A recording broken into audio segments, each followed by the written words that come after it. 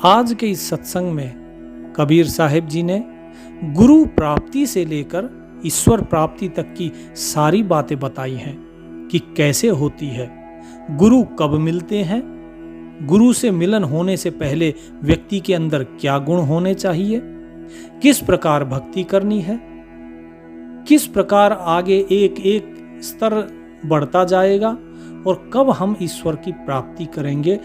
तो वो सारी चीजें आज कबीर साहिब ने बताई हैं। तो उनके जो दोहे हैं उन दोहों के अर्थ के साथ आपको बताया जाएगा। कृपया ध्यान से सुनिए। गंगा जी के घाट पर बैठे कबीर साहिब प्रवचन दे रहे थे कि अलख लखा लालच लगा कहत न आवे बैन, निज मन धसा स्वरूप में सतगुरु दीन ही सैन। कि भाई अगर लालच ही रखना है तो उस मालिक को, उस अलख को देखने का लालच रखो, क्योंकि जिस स्वरूप को तुम वर्णन करने के लिए कहते हो उसका वर्णन नहीं किया जा सकता। जिस दिन तुम्हारा मन अपने निज रूप में धस गया अर्थात निज रूप में समा गया, उस दिन कुछ कहने की जरूरत नहीं होगी। तुम सब कुछ स्वयं ही समझ जाओगे कि कौन है परमात्मा, कौन है आत्मा, कौन हो तुम। और ये सब सतगुरु की दी हुई इस सैन से अर्थात इस युक्ति से होगा संभव। कबीर साहब ये प्रवचन दे ही रहे थे, इतने में संतों की एक टोली आ गई। बड़ी दूर से थके आए थे, आकर बैठ गए, प्रणाम किया कबीर साहब को। कबीर साहब जी ने भी उनका अभिवादन करके उनसे पूछा, बताइए महात्मा जी क्या सेवा करूं आपकी। महात्मा जी के जो गुरु थे उन्होंने कहा कि बड़ा आपका नाम सुना है कि आप तत्व ज्ञानी हैं, हमें तो केवल उस तत्व की जानकारी चाहिए, उसका ज्ञान करा दीजिए। कबीर साहब बोले, अभी करा देते हैं, इसमें कौन सी बड़ी बात है। और ये कहकर कबीर साहब मौन हो गए, शांत हो गए। उन्होंने पूछा साधु जी ने कि अरे आप तो शांत हो गए, आपने तो कुछ कहा नहीं। तो कबीर साहब बोले, कहना था सो कह दिया, अब कुछ कहा न जाए, एक रहा दूजा गया दरिया लहर समाए। कि क्या कहूं संत जी, बताइए महात्मा जी क्या पूछना चाहते हैं। आपने कहा कि उस मालिक का, उस परम तत्व का, उसका ज्ञान दीजिए। तो उसका ज्ञान तो मौन में है, उसका ज्ञान शब्दों में नहीं है। बस जो कहना था वो कह दिया, आप समझ जाइए। संत जी ने कहा कि मुझे तो कुछ समझ में नहीं आया। कबीर साहब आप तो ब्रह्म ज्ञानी हैं, लोग कहते हैं आप सब जानते हैं, तो हम पर भी दया कीजिए, बताइए कि कैसा है वो। कबीर साहब बोले, कैसा ही भी नहीं है। आपने ये गंगा का किनारा देखो, ये है वो मालिक। बोले, गंगा का किनारा, ये मालिक कैसे है? गंगा माँ तो ठीक है, पाप धोती है। कबीर साहब बोले, फिर से भूल कर गए संत जी, गंगा माँ पाप कैसे धोएंगी? अरे पाप तो आपके मन के अंदर, और आप नहला रहे हो शरीर को, तो मन के पाप कैसे धुलेंगे बताइए तो। केवल शरीर का मैल ही तो धुला, मन के पाप तो तब धुलेंगे जब मन के अंदर वो गंगा जल पहुंचेगा, और वो गंगा की धारा है सत्संग और ज्ञान। तो बोले कि हे महात्मन, कि हम वही तो ज्ञान लेने आए हैं आपसे। तो कबीर साहब बोले कि तभी तो मैंने कहा कि आप देखिए गंगा जी की लहरों में, आप इस दरिया में देखिए तो सही, आपको परमात्मा दिख जाएगा। ऐसा ही है, आपने पूछा उसका स्वरूप, मैंने उसका स्वरूप दिखा दिया। बोले कैसे? बोले देखिए, एक रहा दूजा गया दरिया लहर समाए। कि एक लहर उठती है, उसके पीछे दूसरी उठती है, पहले वाली मिट जाती है। बताइए क्या दिख रहा है आपको इसके अंदर, क्या क्या है? बोले जी गंगा जी का पानी है, और जो आपने लहर बताई वो लहर है। बोले ध्यान से देखिए और भी कुछ है। महात्माओं ने जब देखा तो बोले कि हाँ और भी है। बोले क्या है? बोले इन लहरों के साथ बुलबुले हैं, फेन है, झाग, सब कुछ है। बोले तो ये क्या है? कहां से आए ये बुलबुले? बोले जल से। और कहां से आया ये फेन? बोले ये भी जल से। बोले लहर कहां से आई? बोले ये भी जल से आई है। बोले इसी प्रकार वो परमात्मा ही लहर बनता है। जिस प्रकार ये नदी है, यही लहर है, यही बुलबुला है, यही फेन है, इसी प्रकार वो परमात्मा वही देवी देवता बनता है, वही संसार बनता है, वही ज्ञान है, वही राम भी है, वही रावण भी है, कंस भी वही है और कृष्ण भी वही है, आप भी वही हैं, मैं भी वही हूं, सब कुछ वो ही है। केवल देखने का नजरिया चाहिए। आपने अभी तक इसको, नदी को जब तक ध्यान से नहीं देखा, तब तक आपको सिर्फ इसमें पानी नजर आया। और जब आपने इसको ध्यान से देखा तो आपने ये भी देखा कि लहर इसी से उठती हैं और इसी में समा जाती हैं। बुलबुला इसी में पैदा होता है, इसी में फूट जाता है। ये फेन इसी से उठते हैं और इसी में ही घुल जाता है। सब कुछ इसी से ही है। इसी प्रकार सब कुछ परमात्मा से ही है। तो महात्मा जी ने कहा कि साहिब, फिर किस प्रकार उसे देखें? उस परमात्मा रूपी दरिया को फिर कैसे देखेंगे? इनको तो हमने स्थूल आंखों से देख लिया। कबीर साहब बोले, क्योंकि ये पानी स्थूल है, इसलिए आपने स्थूल आंखों से देखा। लेकिन परमात्मा स्थूल नहीं है, इसीलिए ये स्थूल आंखों से वो दिखाई नहीं देगा। क्या आपको हवा दिखाई देती है? बोले नहीं। लेकिन उसको अनुभव कर सकते हो? बोले हाँ जी, अनुभव होता है हवा का, वायु का, हम श्वास लेते हैं।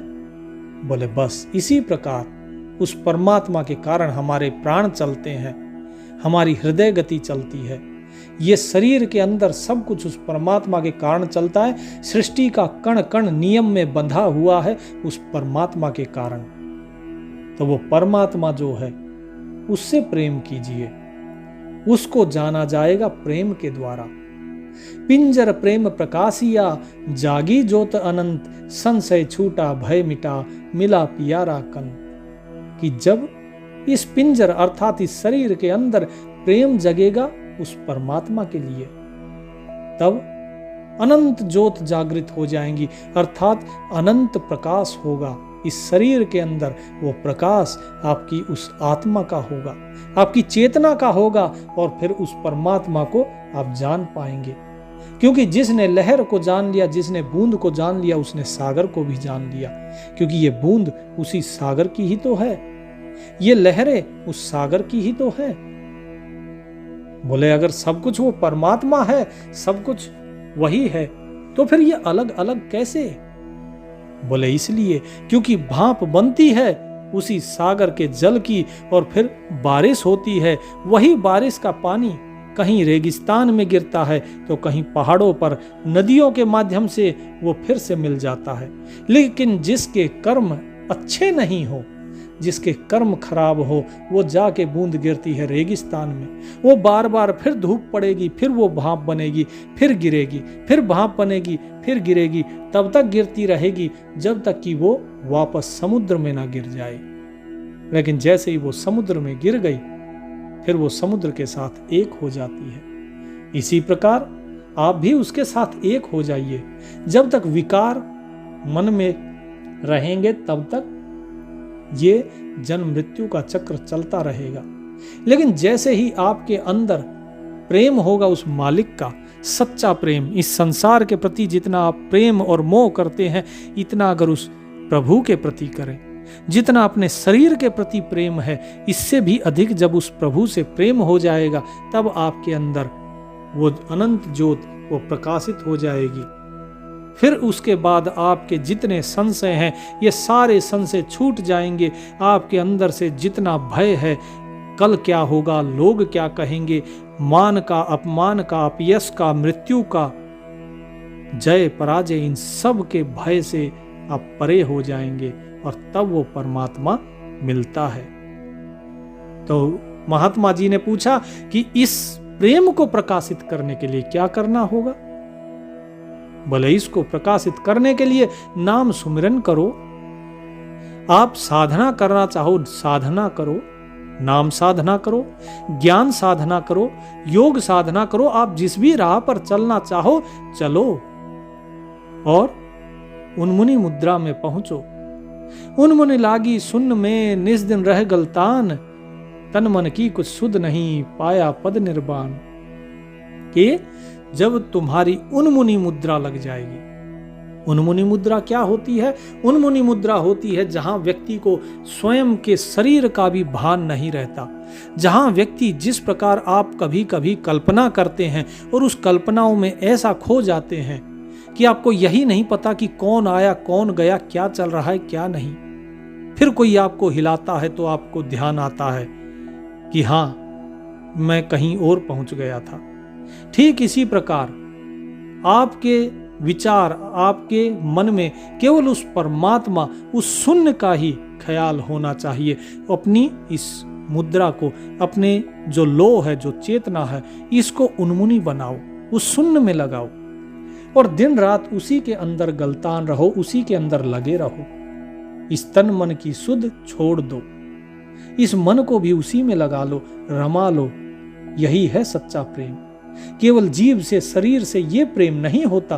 प्रेम तो जब है जब मन भी परमात्मा में लग जाए, तभी उस निर्वाण पद को पा पाओगे। तो महात्मा जी ने पूछा, बोले साहेब आपने बड़ी उत्तम बात कही, अब कृपा करके ये बताइए कि ये जो उन्मुनि की आप बात कर रहे हैं, इसमें शून्य में लगाना है, ये शून्य क्या है और इससे क्या होगा?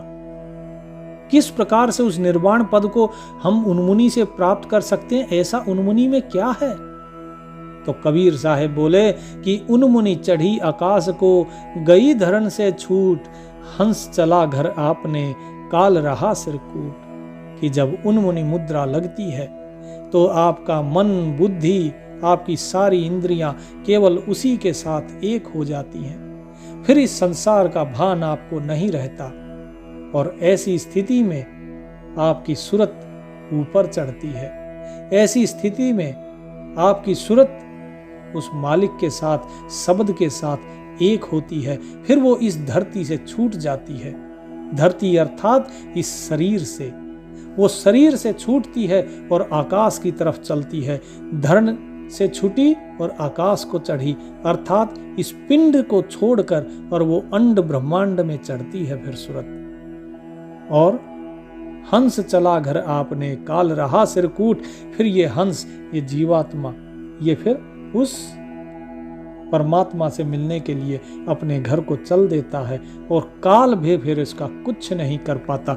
ये काल के बंधन से मुक्त होता है। ये है उन्मुनि मुद्रा का महात्म्य, उन्मुनि मुद्रा का महत्व। एक सज्जन ने कमेंट किया था कि जो जीवात्मा है ये शब्द गलत है, ये अज्ञान फैलाया हुआ है पुराने जो संत महात्माओं ने। तो मैं उनको समझाना चाहता हूं कि जीवात्मा का अर्थ कुछ और ही होता है। वो कह रहे थे कि नहीं, जीव नहीं है, आत्मा नहीं है, आत्मा मुक्त है, जीव मरता है, ये जीवात्मा शब्द गलत है। वास्तव में जीवात्मा एक उपाधि है इसी आत्मा की ही। जब ये आत्मा इस शरीर में आकर जीवन प्रदान करता है इस शरीर को, तब ये जीवात्मा कहलाता है।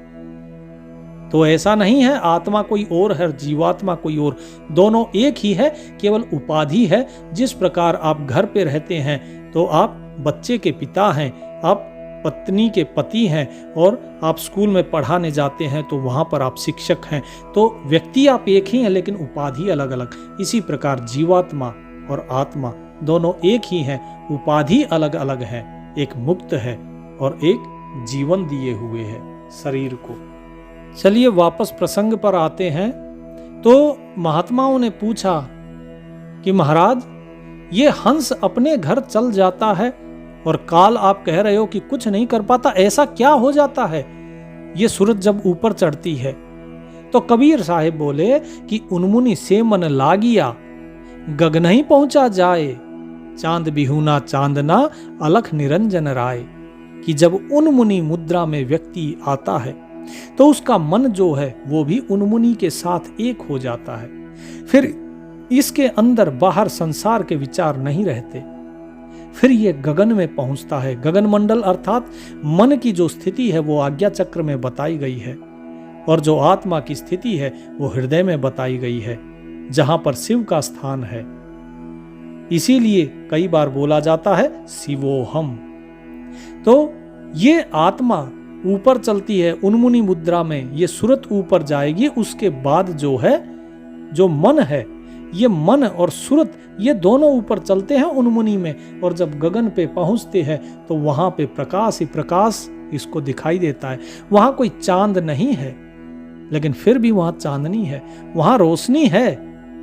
अर्थात यहां पर बताया जा रहा है कि आपको उस प्रकाश का अनुभव होता है, और जब उस प्रकाश का अनुभव होता है तो आपको उस साहिब का दीदार होना शुरू हो जाता है, क्योंकि ये प्रकाश उसी मालिक का आ रहा होता है। जिस प्रकार सूर्य का प्रकाश धरती तक आता है, लेकिन क्या सूर्य का इतना ही प्रकाश है जो हमें धरती के सुबह सुबह हमें मिलता है? नहीं, सूर्य का प्रकाश बहुत ज्यादा है। जैसे जैसे दिन चढ़ता है वो बढ़ता जाता है। यहां से करोड़ों किलोमीटर दूर सूरज है, फिर भी वो प्रकाश इतना तेज हो जाता है, और जैसे जैसे हम सूरज की तरफ चलते जाएंगे ये प्रकाश और बढ़ता जाएगा, गर्मी और बढ़ती जाएगी। तो वही साहिब ने बताया है कि सबसे पहले जो रोशनी मिलेगी, जो प्रकाश मिलेगा वो थोड़ा सा होगा, चांद का जैसे प्रकाश होता है, लेकिन वो प्रकाश उसी मालिक का ही है। फिर वहां से उसी प्रकाश के साथ साथ फिर आगे बढ़ना है, लेकिन यह प्रकाश ऐसे ही नहीं दिखता है। तो महात्मा जी ने पूछा कि साहेब फिर कैसे दिखता है वो, कैसे उस प्रकाश को देखा जाए? आपने कहा उन्मुनी लगाओ, आपने कहा कि उन्मुनी से जो हमारी सूरत है ये ऊपर चढ़ेगी, उस परमात्मा को हम प्राप्त करेंगे। आपने कहा उन्मुनी लगाने से काल के बंधन से परे हो जाएंगे। इस उन्मुनी के साथ ये मन लगता है, ये मन भी मुक्त होता है, उस प्रकाश का दीदार होता है। लेकिन उस प्रकाश का दीदार कब होगा, कौन सी स्थिति होगी, क्या ऐसे ही हो जाएगी? तो कबीर साहब बोले कि नहीं, ऐसे नहीं होती है, उसके लिए स्वयं को मिटाना होता है। बोले स्वयं को, तो क्या मरना होगा? कबीर बोले नहीं, मरना नहीं होगा। मेरी मिटी मुक्ता भया, पाया अगम निवास, अब मेरे दूजा नहीं एक तुम्हारी आस। कि जब व्यक्ति की मेरी अर्थात मैं, ये व्यक्ति की जब मैं खत्म हो जाती है और केवल तू रह जाता है, केवल उसी परमात्मा की ही एक आस रह जाती है, तब वहां पर उस परमात्मा का दीदार होता है, तब वो उसके साथ एक होता है। और जब उसके साथ एक हो जाता है तभी उसे पा पाता है। दो नहीं, जिसके मन में दुविधा है, दूजा है जिसके मन में कि वो परमात्मा कोई और है और मुझे उसको पाना है, क्योंकि पाया तो उसे जाता है जो दूसरा हो, और जो दूसरा हो ही नहीं तो पाओगे किसे? वो तो तुम्हारे अंदर ही बैठा है, तुम्हें उसके साथ बस एक हो जाना है। बोले एक हो जाना है कैसे भला, एक कैसे हो? और किस प्रकार? ये आपने जो कहा कि मेरी मिटा दो, जो मैं है ये मैं मिटा दो और केवल उसी की आस रखो, ये मेरी, ये मैं, ये मिटेगी कैसे, किस प्रकार से? तो कबीर साहब ने कहा कि भाई नाम जाप करो, और उस भाव के साथ करो जिस भाव से मैं बताता हूं। तो क्या होगा? बोले उसके बाद सुरत समानी निरत में, अजपा माही जाप, लेख समाना अलेख में, आपा माही आप। उसके बाद जो तुम्हारा ये जाप है, जो तुम जिह्वा से नाम जाप कर रहे हो, ये अजपा में समा जाएगा, और जो तुम्हारी सुरत इस नाम के साथ लगी है, ये सुरत निरत में समा जाएगी। फिर तुम जो यहाँ पे लेख अर्थात जो कुछ लिखा जा सकता है, जो कुछ देखा जा सकता है, अर्थात ये जो तुम देख रहे हो यहाँ पे स्वयं को, ये सब उस अलेख के अंदर समा जाएगा। उस स्वयं के अंदर ही आप स्वयं समा जाओगे। स्वयं कौन? वो परमात्मा, अर्थात उस परमात्मा के साथ आप एक हो जाओगे। उसके लिए आपको सुरत निरत में समानी होगी, और जो आप जाप कर रहे हो, जो मंत्र जाप अर्थात जो नाम जाप है, ये जिह्वा वाला, ये अजपा में हो जाएगा परिवर्तित। सुरत समानी निरत में नृत्य रही निर्धार, सुरत निरत परचा भया तब खुला सिंधु द्वार। कि भाई जब ये सुरत निरत में समा जाती है ना, तो ये निरत निर्धार हो जाती है। निर्धार अर्थात आधार से परे, जो जिस प्रकार हम लोग हैं, हमारे रहने का आधार है क्या? ये पृथ्वी। इस जीव का रहने का आधार क्या है? ये शरीर। इसी प्रकार हर चीज किसी न किसी आधार पे टिकी हुई है। लेकिन जब ये निरत उस निराधार के साथ हो जाए, जब ये आधार से परे हो जाए, जब ये निरंतर उसके साथ लगी हो जाए, तो ये नृत्य में बदल जाती है सूरत, और तब उस परमात्मा के साथ आपका परिचय होता है, तब आप उसके अंदर समाते हैं, तब ज्ञान प्राप्त होता है, और तब उस मालिक का द्वार खुलता है आपके लिए। तो ये मत सोचिए कि आप जो ज्ञान प्राप्त करने आए हैं यहाँ पर, वो ज्ञान कोई बाहरी ज्ञान है। वो ज्ञान तो आपके अंदर है, आप उसे बाहर क्यों ढूंढ रहे हैं? बड़ा अजीब बात है ना कि दूध, उसको खूब उबाला जाता है, उसको खूब कसा जाता है अग्नि के ऊपर, और उसके बाद जब उसमें से मावा निकलता है, तो उसका नाम क्या कहते हैं लोग? कि जी खोया। अरे जो रतन मिला है, उसको कसने से जो मिला है मावा, तुम कहते हो कि खोया। तो पाया क्या है फिर? जिसे तुमने प्राप्त किया, तुमने नाम उसका रख दिया खोया। तो यही संसार का नियम है। इस संसार के लोग उसे सच मानते हैं जो नहीं है, जो मिलता है उसे कह देते हैं खोया। तो इसीलिए ये संसार ढूंढ ईश्वर को रहा है, और खोया हुआ खुद है। अज्ञानी खुद है, और ज्ञान दूसरे से चाहता है। दूसरा तो स्वयं अज्ञानी है, क्योंकि जहां दो आ गए वहीं तो अज्ञान है। स्वयं के अंदर ढूंढो, स्वयं के अंदर जब जाओगे तभी उसे पाओगे। तो जो संत मंडली थी, उन्होंने कहा कि साहेब, आपने जो कहा हम सब कुछ मानते हैं, आपने जो ज्ञान दिया वो बड़ा ही उत्तम और निर्मल है, लेकिन आप ये तो बताइए कि जब अंदर का ज्ञान प्राप्त करना होगा, तो अंदर जाने की विधि बताएगा कौन? कैसे अंदर जाना है? आपने एक एक करके हमारे सारे प्रश्नों का उत्तर दिया, लेकिन अब अंदर कैसे जाएं? तो कबीर साहिब बोले कि बताया तो नाम से। नाम से सुरत जुड़ेगी, सुरत निरत में जुड़ेगी, निरत निराधार उस परमात्मा के साथ तुम्हें एक कर देगी। बोले साहेब वही तो पूछ रहे हैं कि वो नाम बताएगा कौन? कबीर साहिब बोले, गुरु मिले शीतल भया, मिटी मोह तन ताप, निस्वासर सुख निधि लहो, अंतर प्रगटे आप। कि इस कबीर को तो गुरु ने ज्ञान दिया, और संसार में गुरु ही है जो ये ज्ञान दे सकता है, जो ये नाम दे सकता है, जिससे कि मनुष्य की जो मोह का जो ताप है, मोह किसका? इस शरीर का मोह। इस शरीर के मोह से तो अहंकार पैदा होता है। मोह धन में हो तो लोभ, मोह स्त्री में हो तो काम, ये मोह जिसमें भी हो ये विकार बन जाता है। और इस मोह की जो अग्नि है वो शांत हो जाती है जब गुरु ज्ञान देते हैं, गुरु जब नाम देते हैं। फिर दिन हो या रात हो, वही सुख प्राप्त होता है, सुख का धन प्राप्त होता है उस नाम से। उसी से संतुष्टि आती है, उसी से शील आएगा, क्षमा, दया, करुणा, प्रेम सब उसी नाम से है। उसके बाद स्वयं वो परमात्मा आपके हृदय में ही प्रकट हो जाएगा। कौतुक देखा देह बिन, रवि शशि बिना उजास, साहिब सेवा माही है बेपरवाही दास। और इस कबीर ने तो जब अपने गुरु जी से नाम लिया, तो उसके बाद हमने ये सारे संसार का नाटक देखा, बिना शरीर के देखा, और हमने वो भी देखा, वो प्रकाश देखा जो बिना सूर्य बिना चंद्रमा के है। प्रकाश ही प्रकाश, लेकिन कोई सूर्य नहीं उस प्रकाश को और कोई चंद्र नहीं है उस प्रकाश को पैदा करने वाला।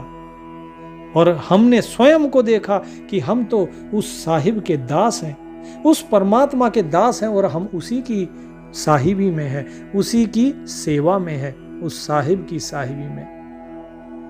और उस साहिब की साहिबी की, उसकी तो कोई चर्चा ही नहीं की जा सकती। साहिब तेरी साहिबी सब घट रही समाए, जो मेहंदी के पात में तो लाली लखी न जाए। कि वो परमात्मा की, उस साहिब की साहिबी हर जगह है, उसका नूर हर घट के अंदर है। जिस तरह हर एक पत्ते के अंदर मेहंदी के लाली छुपी होती है, इसी प्रकार वो परमात्मा हर एक के अंदर है, हर एक के हृदय में है। लेकिन मिलेगा कब? जिस प्रकार पत्ते को पीसा जाता है तो जब मेहंदी लगाओगे फिर लाली आती है। दूध को जैसे मथा जाता है दही जमा के, फिर उसमें से घी निकलता है। इसी प्रकार इस शरीर को जब मथा जाएगा नाम के द्वारा, सुमिरन के द्वारा, नाम साधना, ज्ञान साधना, योग साधना के द्वारा, तब उसे प्राप्त किया जा सकता है। नहीं तो जो केवल बाहर देखेगा उसे तो क्या दिखाई देगा? उसे सिर्फ पत्ता ही दिखाई देगा, उसे केवल दही दिखाई देगी, उसमें घी और पत्ते में लाली नहीं दिखेगी। लाली मेरे लाल की जित देखूं तित लाल, और लाली देखन मैं चली तो मैं भी हो गई लाल। उस मालिक की लाली तो हर जगह फैली हुई है, और मैं तो उसे जब देखने गया तो मैं स्वयं ही उसके साथ एक हो गया। तो महात्मा जी बोले हे साहिब, आपके दर्शन पाकर हम धन्य हो गए। जो उस परमात्मा के साथ एक हुए हैं, हम आपको ब्रह्म ज्ञानी समझते थे, आप तो स्वयं ब्रह्म हो चुके हैं। कबीर साहिब बोले कि मैं ब्रह्म नहीं, मैं दास हूं, मुझे दास ही रहने दीजिए। पवन नहीं, पानी नहीं, नहीं धरने आकाश, तहां कबीरा संत जन साहिब पास खवास। कि उस मालिक का दीदार जब मैंने किया तो मैंने देखा कि मैं खत्म ही हो गया, मैं था ही नहीं, सब कुछ वो मालिक ही है। लेकिन वहां ना पवन है, ना पानी है, वहां पर न धरती है, ना आकाश है, न सूर्य है, ना चंद्र है। और ये कबीर और कबीर जैसे जो लोग हैं वो तो उसके चाकर हैं, उसके दास हैं, उसके नौकर हैं। तो मुझे तो महात्मा जी आप दास ही रहने दीजिए। महात्मा जी के आंखों से आंसू आ गए ये वचन सुनकर। उन्होंने कहा कि साहिब, आपके जैसे गुरु कहाँ मिलेंगे हमें? जरा बताइए हमें, हम भी उस साहिब के दास बनना चाहते हैं। तो कबीर साहिब बोले, अगवानी तो आइया, ज्ञान विचार विवेक, पीछे गुरु भी आएंगे सारे काज समेत। कि हे संत जी, हे महात्मा जी, सबसे पहले अपने हृदय में ज्ञान, विचार और विवेक जागृत करो। विवेक सत्संग से होगा, और जब सत्संग से विवेक जागृत होगा फिर वो विवेक निर्णय करेगा कि आपके विचार कैसे हैं। फिर आप अपने विचारों को शुद्ध करो। जब विचारों को शुद्ध करोगे तो फिर ज्ञान भी आ जाएगा। धीरे धीरे ज्ञान किस चीज का? सत्संग में बैठने का, सही रास्ते पर चलने का। और जब सही रास्ते पर चलोगे और सत्संग में बैठोगे, संतों की सेवा करोगे, तो उसके बाद पीछे गुरु भी आएंगे सारे साध समेत। कि उसके बाद गुरु भी अपने आप मिल जाएंगे आपको। और ऐसा नहीं केवल गुरु मिलेंगे, फिर वो सारे साध, सारे सामान के साथ मिलेंगे, सारी युक्ति के साथ कि किस प्रकार आपको पार उतारा जाए। उस नाम के साथ, उस मुक्ति की युक्ति के साथ आपको मिलेंगे। तो आप भी कबीर साहिब की बताई इन वाणियों का आचरण करें, इन्हें अमल में लाएं और मुक्ति के पथ पर अग्रसर हों। यही मंगल कामना के साथ सत साहिब। राम राम।